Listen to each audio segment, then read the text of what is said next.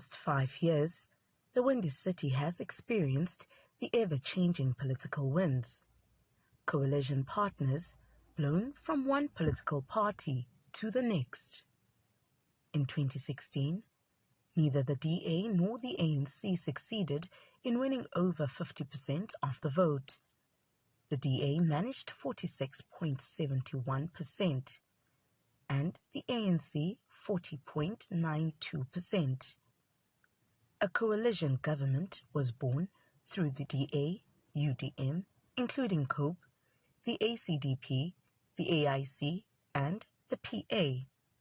A short-lived partnership between 2016 and 2018 as the executive mayor, Athol Trollip, and his deputy, the late Mohameli Bobani, were at loggerheads. 2018, the ANC and the UDM, with assistance from the United Front and one particular DA councillor, Victor Manyati, toppled the DA from power.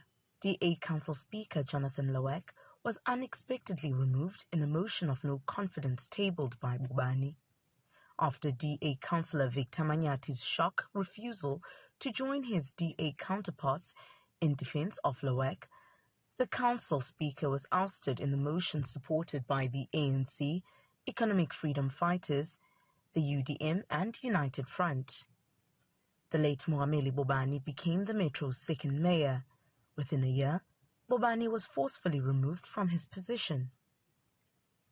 2019, Uyeye Tonono from the AIC was appointed as the acting executive mayor, while the DA and the UDM tried a second go at a partnership, a third mayor in 3 years.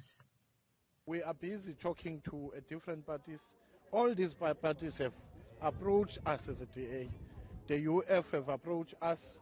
The UDM have approached us, the AIC have approached us, and the PA have approached us. All these parties said, DA, you must consider government. However, Bobani was seemingly left out of the new agreement.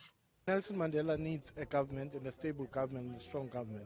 And our position has been that if we do not get 61 of the majority of the votes in Nelson Mandela, we are not going to take a minority government. This did not deter the overzealous politician. Bobani died on the 11th of November in 2020 due to COVID-19.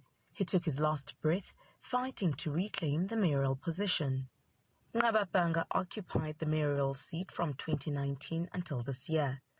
Come the 2021 local government elections, a number of analysts call this one that the Nelson Mandela Bay Metro will see another coalition government. With 48 seats each for the DA and the ANC out of the 120 council seats, this has left the parties in a dilemma. As a DA, the only thing we can do is to get to a stable coalition government. It's time for us to think about exactly that, because it's all about service delivery. It's not about the bickering in council, the fighting, people who are looking for positions, and that's what we are. Even here in Nelson Mandela, we're not going to get to any government just for the sake of getting to a situation. If needs be, we'll go and sit in the opposition. The federal executive is going to discuss this issue Sunday, because this is an uncontrollable situation where we have all these parties with all these demands. We must stick on principle and what is right for the people. Once again, the kingmaker, the elusive EFF, where do they stand now? The Deputy President made it very clear that we are open to speak to anyone.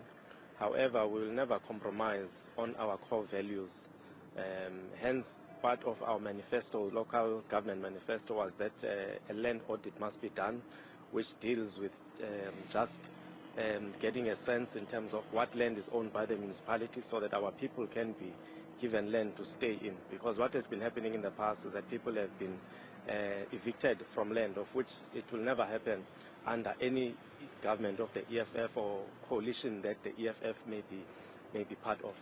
The DA are the only ones that, and the Freedom Front, who expressed and exposed their racist tendencies because they pronounced publicly that they will never work with the EFF, showing a great sense of political immaturity just driven by the hatred of black people who stand up for the rights of the oppressed.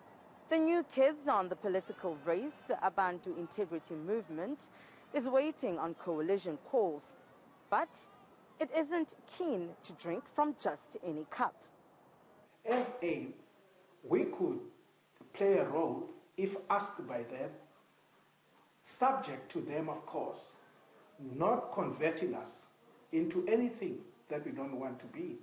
Leave us as we are, rigid in our belief that corruption must be uprooted, racism must be uprooted, delivery must be done on an equal basis across the entire metro, where we will see changes.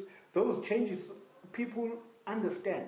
They don't need to happen overnight, but they want to see incremental and gradual changing of their situation.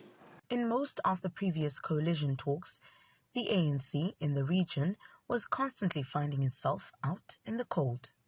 The national leadership is managing the issue of Nelson Mandela Bay, especially on the multi-party talks.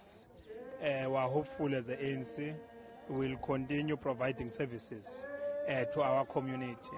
As the parties prepare for the first 5-year official council on Wednesday, many are waiting with bated breath, expecting just about anything. Could this be a déjà vu for the ANC? With the new kingmakers emerging, who will the vote swing towards between the two main parties? All will be revealed soon. For Newzroom Afrika, Channel 405, I'm Sipha Kema in Gqeberha.